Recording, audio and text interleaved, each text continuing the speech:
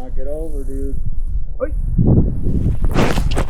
When I'm out filming, I always have a backpack with me, and in this backpack is usually a drone. Aerial shots add a substantial amount of production value to a video and make things appear more professional than they actually are, since it's usually just me and my backpack doing all the filming. However, these drones are becoming more and more illegal throughout the entire world. I was detained for about 8 hours in Germany, almost had my drone confiscated in Kenya last year, and flying a drone in any state or national park is super illegal inside the United States, which I 100% agree with. Drones most definitely should be illegal in national parks. However, if drones are illegal in national parks, how in the world did I get this shot? Taken in Goblin Valley State Park here in Utah. I got it using a 360-degree camera from a company called Insta 360. The camera is attached to a super long selfie stick that gets magically erased from the shot in real time. It's an action camera that allows me to get fake drone shots legally, all without the loud drone disturbing the people or the animals.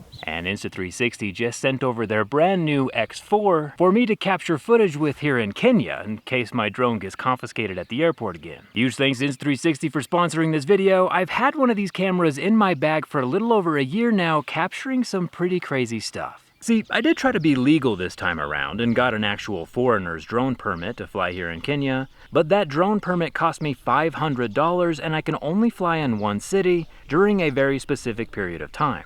That same $500 could have also bought me this X4, which almost has the same effects without breaking any laws, and is quite a bit more portable. See, the 360-degree camera is capturing an 8K resolution all of the time, and after the footage is shot, I can go in and pick which framing I want inside of the Insta360 app or on my computer with Insta360 Studio. And that post-processing only takes a few minutes. 8K resolution is important because the camera is filming everywhere all at once. It's like having eyes in the back of your head. But when it comes time to output a horizontal video for YouTube or vertical video for social media, there are still plenty of pixels to work with. It sounds complicated, but actually only takes a few minutes. Even less if you let the AI do it for you, or use the gyro-based editing in the mobile app.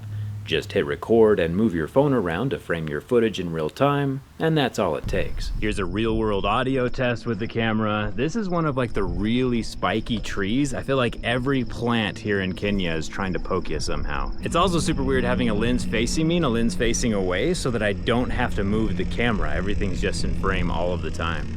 Let's find some cactus fruit.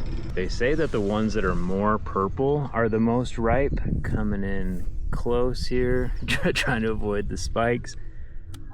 So this also has little spikes of its own on it that if you eat, really mess up your mouth. It's just got, look at that. Do you see that on my finger? Hopefully with the 8K resolution you can zoom in on that, but dang, what's the best way to describe the pain I'm feeling? I don't know. It's not good. It's just like a sliver. It's like a wood sliver. You're supposed to like wipe it off on your pants. Hopefully this comes through on the camera, but dang, that was, if you get a mouthful of that, it's over. There's a bunch of camels around here and they just munch on this. Apparently their mouths are much stronger than mine. Coming from the back lens to the front lens, I'm just gonna take a tiny bite because I'm not a camel. Oh, look at that red juice. My finger still hurts. It's kind of like a juicy, bitter, sour apple that's not very ripe, but it looks really cool on the inside. The camels know what they're talking about. One downside of the camera though, since it has lenses on both sides, anytime you try to set it on a flat surface, the lens is rubbing up against something, and I'm always nervous about it scratching up. Luckily, these lenses are replaceable, and Insta360 has a cover over the top. So if the camera ever does get knocked over or dropped or kicked by a camel, protection.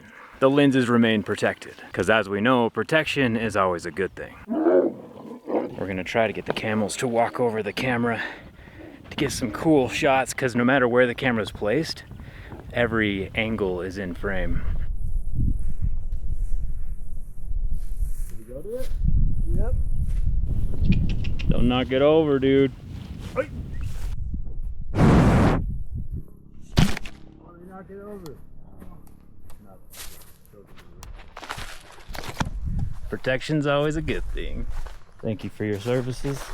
We're in Kenya right now. We came across this workbench. So it looks like they've built some cement discs that go on a bench press setup. We got some dumbbells over here, some metal plates. This is a pretty sweet little gymnasium setup. I like it. Gotta get swole. Yeah. Oh no. Oh, speaking of durability, the camera itself is also water resistant to 33 feet, which is good because it was raining quite a bit in Kenya. And just for reference, this guy right here is named Tyson. He's Cambry's brother. He was tasked with getting some cool shots as we were making our way up to the library. Fingers crossed.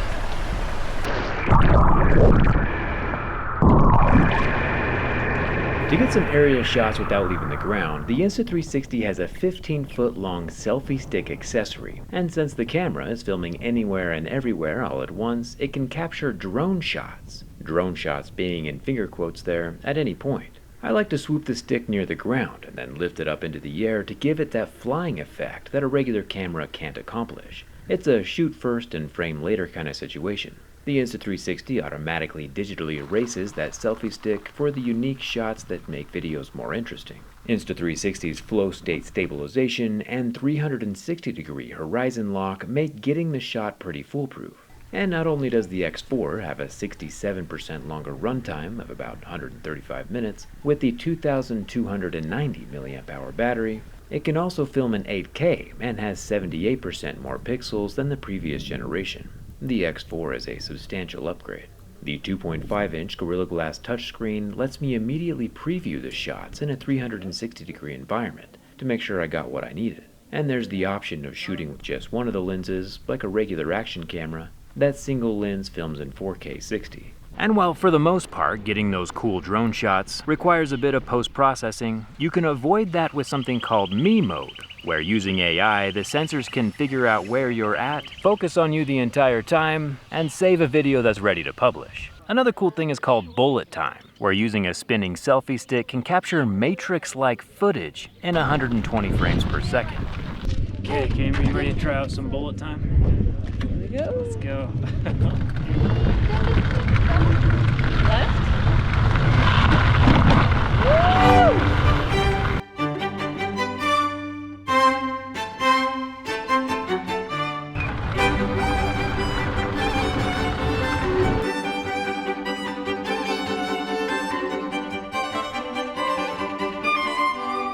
The X4 also has something called gesture control, which starts and stops the camera by just holding up your hand, which is especially useful if you're wearing thick gloves or if the camera is out of reach. There was a time when we visited the last two remaining northern white rhinos, and these are literally the last two northern white rhinos left on planet Earth. Devin was able to hold the camera and film our truck without stepping out into danger and turning himself into a human shish kebab.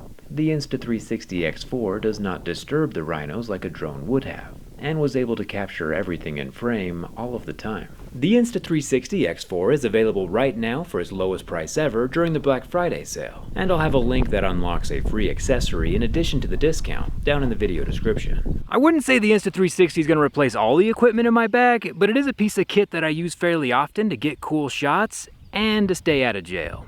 Thanks a ton for watching, and I'll see you around.